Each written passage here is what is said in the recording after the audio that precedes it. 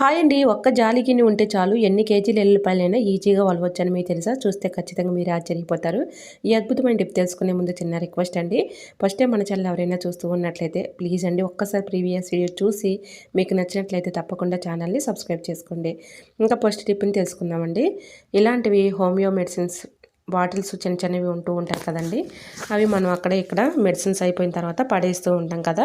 ఆ వాటిని పడేయకుండా ఈ విధంగా యూజ్ చేసుకోవచ్చండి. పిల్లలు ఇలాంటివి బ్రాస్లెట్స్ కానీ లేదంటే చిన్న చిన్న చైన్స్ కానీ నీడిల్స్ కానీ ఇలా డబ్బాల్లో పెట్టేసుకున్నాం అనుకోండి, మనకు అవసరమైనప్పుడు ఇలా చిన్న చిన్న బాటిల్స్లో తీసుకొని యూజ్ చేసుకోవచ్చు. అవసరానికి కూడా యూజ్ అవుతాయి, అవసరానికి కనిపిస్తాయి. ఇంకా సెకండ్ టిప్ని తెలుసుకుందాం. ఎల్లిపాయలు వలవాలంటే చాలా ఇబ్బంది పడుతూ కష్టపడుతూ ఉంటాం కదా. చాలా ఈజీగా సింపుల్గా ఇలా అయితే వలిచేసుకోవచ్చండి. ఇలా మనకి ఎల్లుల్లిపాయలు చాలా ఈజీగా సింపుల్గా అయితే వలిచేసుకోవచ్చు.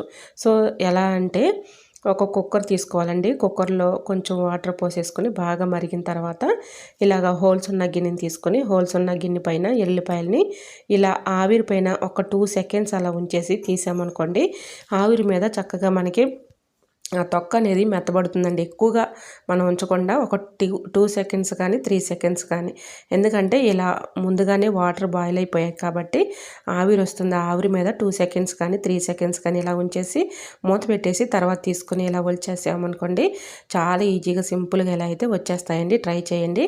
ఒకరి హెల్ప్ లేకుండా ఎన్ని కేజీలు ఎల్లిపాయలైనా మనమే ఈజీగా ఒలవచ్చండి. ట్రై చేయండి, చాలా చక్కగా వర్క్ అవుతుంది.